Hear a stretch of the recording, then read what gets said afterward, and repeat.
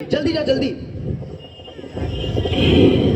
मैं कहती हूँ तुम्हें सब धोती की क्या जरूरत पड़ गई? धोती? हाँ, अभी अभी तो बदल कर आए हो, फिर न जाने किस लिए। अरे मगर तुमसे धोती किसने मंगा ली? अरे यही तो कह रहा था। क्या रे रतन, तेरे कानों में डांट लगी है क्या? मैंने कहा था कि धोबी कहाँ से चादर आई है उसे लेता। अब तेरे लिए दूसरा दिमाग कहाँ से लाऊं? उल्लू कहीं का। अच्छा जाओ, पूजा वाली कोठरी में लकड़ी के बक्स के ऊपर जो धुले कपड़े रखे हैं ना, उसी में से एक साफ चादर ले आ। जल्दी जाओ और गिराना नहीं, वरना गंदी हो जाएगी। और दरी कोने में पड़ी तो है, देखो वहाँ रखी तो है। और हाँ, मेम साहब के कमरे में से हारमोनियम उठा ला और सितार भी। जल्दी जा जल्दी। लेकिन वो तुम्हारी लाडली बेटी तो मुँह फुलाए पड़ी है। मुंह खुला? हाँ। और तुम उसकी माँ किस मर्ज की दबाओ? जैसे तैसे करके वो लोग पकड़ में आए। अब तुम्हारी बेवकूफी की वजह से सारी मेहनत बेकार जाए तो मुझे दोष मत देना। तो मैं ही क्या करूं? सारे जतन करके तो हार गई हूँ। तुम्ही ने उसे पढ़ा लिखा कर इतना सर चढ़ा रखा। अच्छा। मुझे तो ये पढ़ाई लिखाई के जंजाल समझ में आते ही नहीं। अपना जमाना अच्छा था, आई पढ़ ली, गिनती सीख ली और बहुत हुआ तो स्त्री सुबोधनी पढ़ ली। सच पूछो तो स्त्री सुबोधनी में ऐसी ऐसी बातें लिखी है, ऐसी बातें कि क्या तुम्हारी बीए एमए की पढ़ाई होगी। और आजकल के तो लक्षण ही रुके हैं। अच्छा, ग्रामाफोन बाजा होता है ना? क्यों? दो तरह का होता है। एक आदमी का बनाया हुआ जिसे जब चाहे तब चलाकर रोक लो, और दूसरा दूसरा परमात्मा का बनाया हुआ। भैया एक बार रिकॉर्ड चढ़े तो उतरने का नाम नहीं लेता।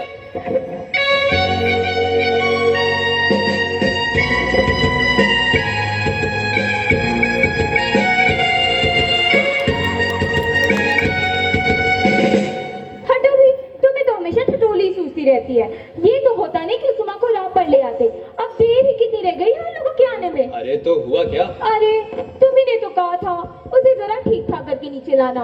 आजकल तो लड़की जितनी भी सुंदर हो, बिना टीम टाम के भला कौन देखता है। इसी कारण मैंने उसके कमरे में पाउडर वगैरह रख दिया था, लेकिन वो लड़की ना जाने उसको इन सब चीजों से किस जन्म की नफरत है। मेरा ऐसा कहना ही था कि बस आज मैं मुंह लपेट कर लेट गई। मैं तो बाज आई तुम्हारी इस लड़की से। ए भगवान, ना जाने कैसा दिमाग है इस लड़की का।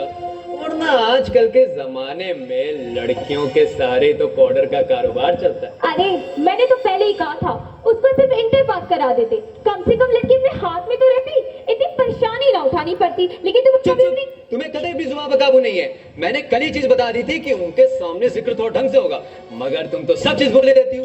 उनके आ जाने तक तुम पता नहीं क्या क्या बोल दोगी। अच्छा बाबा, मैं नहीं बोलूंगी, तुम्हें जो करना है सो करना। हाँ। बस मुझे मेरा काम बताओ। तो सुनो, सबसे पहले उमा को जैसे हो तैसे तैयार कर दो। जी। ना सही पाउडर वैसे कौन सी बुरी है। और हाँ, उससे पान भिजवा देना। जी। अच्छा, नाश्ता तो तैयार है ना? वो देखो आगे रतन, ला बाजा।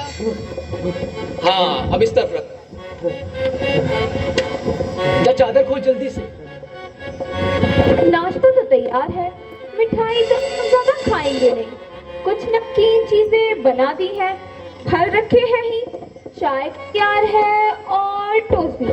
लेकिन मक्खन मक्खन तो आया ही नहीं। क्या कहा? मक्खन नहीं आया?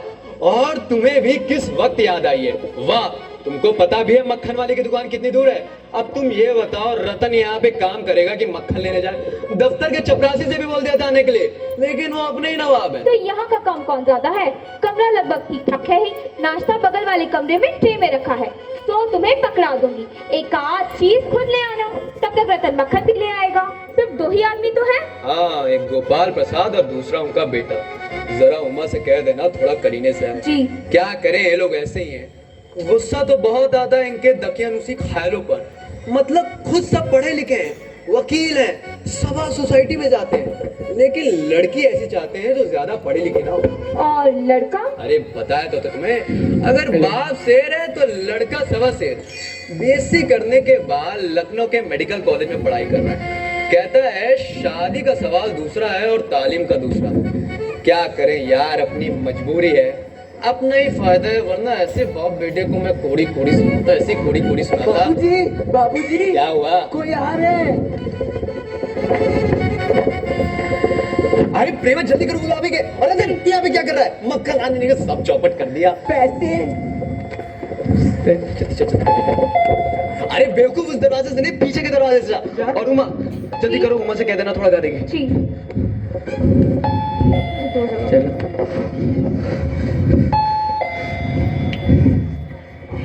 आइए, नमस्ते। बैठ जाओ।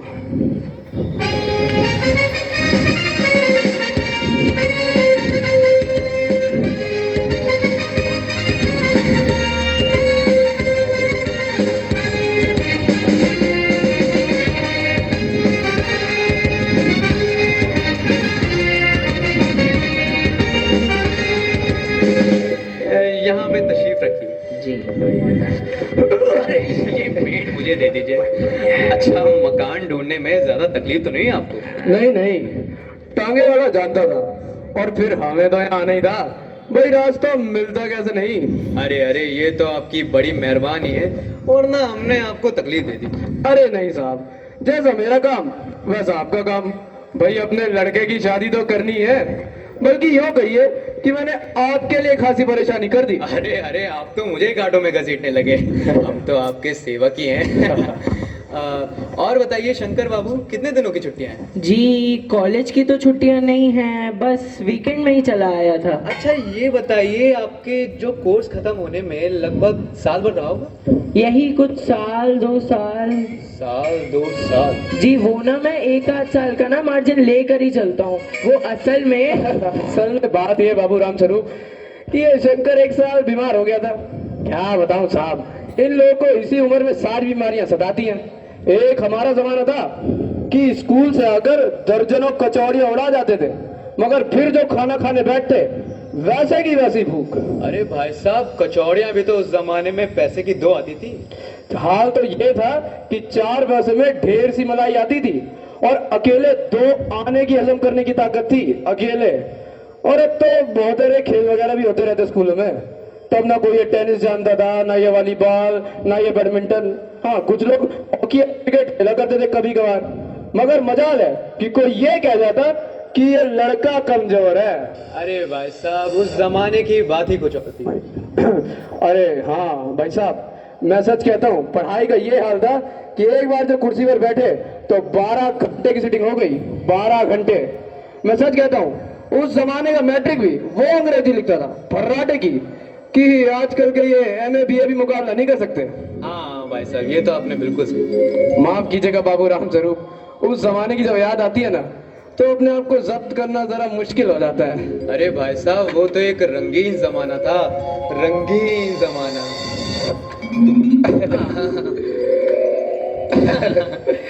अच्छा, तो अब जरा बिजनेस की बातचीत होता है। बिजनेस बिजनेस, ओ अच्छा। अरे पहले नाश्ता कर लीजिए। अरे ये सब आप क्या तकल्लुफ करते हैं। अरे तकल्लुफ किस बात का, ये तो हमारी तकदीर है कि आप हमारे यहाँ तशरीफ लाए, वरना मैं किस काबिल हूँ। माफ कीजिएगा जरा, मैं अभी हाजिर हुआ। जी जी। गए क्या? बाबूजी इस बार मेरी शादी हो जाएगी ना? हाँ हाँ। बाबूजी इस बार अरे तुझे अपनी शादी की बड़ी है, घर तो देख इनका, हैसियत देख। घर से तो हैसियत अच्छी लगती है और आदमी भी भला लगता है। अब बस पता चले लड़की कैसी है। जी जी क्यों, क्या हुआ? कुछ नहीं। अब झुक कर क्यों चलते हो? ब्याह तय करने आए हो, कमर सीधी करके चलो। तुम्हारे तो सही कहते हैं कि शंकर की बैकबोन। बाबूजी वो आ रहे हैं, आ रहे हैं, आ रहे हैं।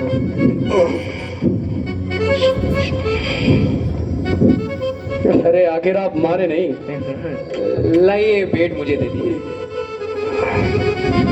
अच्छा ये बताइए, आपको विलायती चाय पसंद है हिंदुस्तानी? अरे नहीं साहब, मुझे आधा दूध और आधी चाय दीजिए, और जरा चीनी ज्यादा डालिएगा। लाइए लाइए। भाई वैसे मुझे तो ये नया फैशन पसंद नहीं। एक तो चाय में वैसे इतना पानी होता है, ऊपर से फिर चीनी भी नाम के लिए डाली जाए तो जायका ही क्या रहेगा। हाँ भाई साहब, क्या बात कही आप। जी सुना है सरकार अब ज्यादा चीनी लेने वालों पर भी टैक्स लगाएगी। भाई सरकार जो चाहे सो कर ले, मगर अगर आमदनी करनी है तो सरकार को सिर्फ एक टैक्स लगाना चाहिए। अच्छा, और वो किस पे? खूबसूरती पर टैक्स। अरे मजाक नहीं जनाब, ये एक ऐसा टैक्स है कि देने वाला चू भी ना करेगा। हाँ बस शर्त ये है कि हर औरत पर यह छोड़ दिया जाए कि वह अपनी खूबसूरती के स्टैंडर्ड के माफिक अपने ऊपर टैक्स तय कर ले। फिर देखिए सरकार की आमदनी रातों रात कैसे बढ़ती है। वाह वाह वाह वाह, क्या खूब सोचा है आपने। वाकई आजकल के जमाने में ये खूबसूरती का सवाल बेड़ा हो गया। अरे भाई साहब, हमारे जमाने में ये खूबसूरती का सवाल ही कहाँ उठता था। कभी नहीं जनाब, कभी नहीं। और आपका क्या ख्याल है शंकर बाबू? जी किस मामले में? अरे यही कि शादी तय करने में खूबसूरती का कितना हिस्सा होना चाहिए? वो बात दूसरी बाबू राम स्वरूप। मैंने आपसे पहले भी कहा था, लड़की का खूबसूरत होना नया जरूरी है, फिर चाहे कैसे भी, चाहे पाउडर लगाए, चाहे ब्यूटी पार्लर जाए, बाबूजी वो बूटी नहीं, वो ब्यूटी होता है। हाँ जो भी है भाई। बात यह है कि हम आप तो मान भी जाए, मगर ये घर की औरतें तो राजी नहीं होती। भाई आपकी लड़की तो ठीक है ना? अरे वो तो आप देख ही लीजिएगा। अजी अब इसमें देखना क्या है, अब आपसे इतनी बातचीत हो चुकी है तो ये सब आप एक रस्म ही समझिए। अरे ये तो आपका मेरे ऊपर भारी एहसान। अच्छा, और जन्म पत्री तो मिली गई होगी? अरे जी, जन्म पत्री के मिलने में कौन सी बड़ी बात है? ठाकुर जी के चरणों पर रख दिया है, अब खुद ब खुद मिला हुआ समझिए। ये ठीक कहा आपने, बिल्कुल ठीक। लेकिन हाँ, ये जो मेरे कानों में भनक पड़ी है ये तो गलत है ना? क्या? ये पढ़ाई लिखाई के बारे में। जी हाँ साहब, साफ बात है, हमको कोई ज्यादा पढ़ी लिखी लड़की नहीं चाहिए भाई। कोई मेम साहब तो रखनी नहीं, और फिर कौन भुगतेगा इनके नखरों को? हाँ, हद से हद हो तो मैट्रिक पास हो। क्यों शंकर? जी हाँ, कोई नौकरी तो करानी नहीं है ना। अरे हाँ भाई साहब, वो नौकरी का तो सवाल ही नहीं उठता। और क्या साहब, देखिए कुछ लोग मुझसे अक्सर कहते हैं कि अगर आपने अपने बेटों को BA MA तक पढ़ाया है तो बहुएं भी पढ़ी लिखी लीजिए। अरे जरा पूछिए नकल के ठेकेदारों से कि क्या लड़कों की पढ़ाई और लड़कियों की पढ़ाई एक बात है? अरे मर्दों का तो काम ही है पढ़ना और काबिल बनना।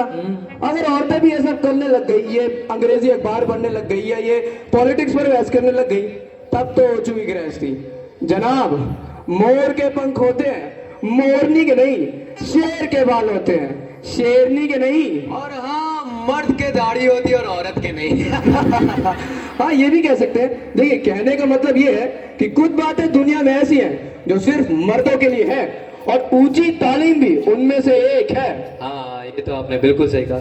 चलिए, बातें तो बहुत हो गई, अब आपके लिए कुछ पान भिजवा देता हूँ, तब तक आप यहाँ पे तशरीफ रखिए। अरे प्रेमा, सुनती हो? उमा से पान भिजवा देना, सिगरेट मंगवाओ। जी नहीं।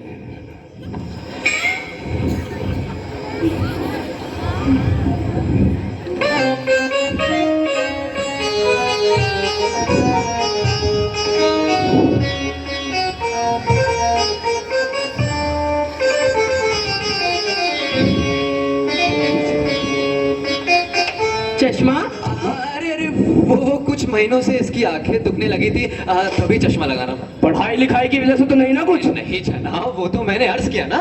बैठो बेटी, बैठो, तुम भी बैठो, और आप भी बैठ जाइए। अरे नहीं बैठो, नहीं बैठ। भाई चाल में तो कुछ खराबी है नहीं, चेहरे पर भी छवि है। हाँ, कुछ गाना बजाना सीखा है? अरे हाँ, सितार, हारमोनियम सब बजा लेती है। सुनाओ बेटा एक आध गीत।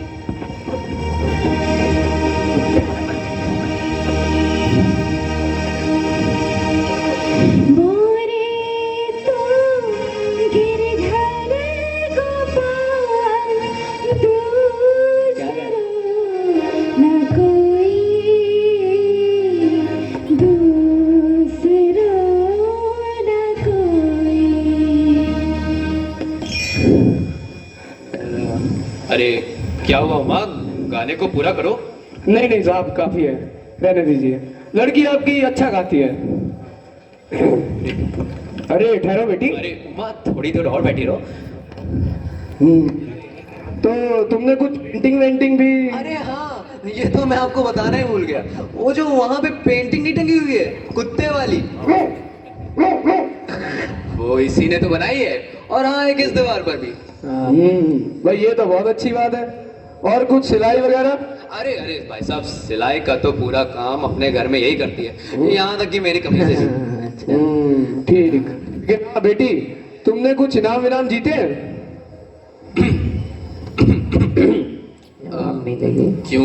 क्यों क्या हुआ उमा, जवाब दो। अरे भाई साहब, थोड़ा शर्माती है। हाँ, इनाम तो इसने। अरे इसे भी तो अपना मुंह खोलना चाहिए। उमा, कुछ कह रहे हैं, जवाब दो। क्या जवाब दूं बाबूजी? जब कुर्सी मेज बिकती है तो दुकानदार कुर्सी मेज से नहीं पूछता, खरीदार को दिखला देता है। पसंद आई तो अच्छा है, वरना उमा, मुझे कह लेने दीजिए बाबूजी। ये जो महाशय मेरे खरीदार बन के आए हैं, इनसे जरा पूछिए कि लड़कियों के दिल नहीं होता, उन्हें चोट नहीं लगती क्या? बेबस भेड़ बकरियां हैं जिन्हें कसाई अच्छे से देखभाल कर। बाबू रामस्वरूप, आपने मेरी बेइज्जती करने के लिए मुझे यहाँ बुलाया था। जी हाँ, आप कुछ ऐसा ही समझिए। और हमारी बेइज्जती नहीं हो रही जो आप इतनी देर से नापतोल कर रहे हैं। जरा पूछिए अपने इन साहबजादे से कि ये पिछली फरवरी लड़कियों के हॉस्टल के इर्द गिर्द क्या कर रहे थे, आवाजें कैसे भगाए गए थे। बाबूजी चलिए। लड़कियों के हॉस्टल में? एक मिनट, क्या तुम कॉलेज पढ़ी हो? जी हाँ, मैं कॉलेज में पढ़ी हूँ, मैंने बीए पास किया है, कोई पाप नहीं किया, कोई चोरी नहीं की, ना आपके बेटे की तरह ताक झाँक कर कायरता दिखाई है। मुझे अपनी इज्जत और अपने मान का ख्याल तो है। इनसे पूछिए ये किस तरह नौकरानी के पैरों पकड़कर अपना मुंह छिपाकर भागे थे। बस बहुत हो गया, बस हो चुका बाबू रामस्वरूप। आपने मेरे साथ दगा किया है। आपकी लड़की बीए पास है, मगर आपने मुझसे बताया कि सिर्फ मैट्रिक पास है। आओ बेटा, मेरी छड़ी दो, चलो यहाँ से, बहुत हो चुका। चलिए बाबूजी। बीए पास और फोर, गजब हो जाता। अरे आपके झूठ का कुछ ठिकाना भी है? चलो बेटा। जी हाँ, जाइए, जरूर जाइए, लेकिन घर जाके ये पता लगा लीजिएगा कि आपके बेटे की रीढ़ की हड्डी भी है या नहीं, यानी बैकबोन। सब चौपट कर दिया। हाँ हो गया। क्या हुआ माँ? बेटी तुम रो रही हो? बाबूजी, बाबूजी, मैं ले आया मक्खन। अब आप ही बताइए कि क्या करूं मैं इस मक्खन का।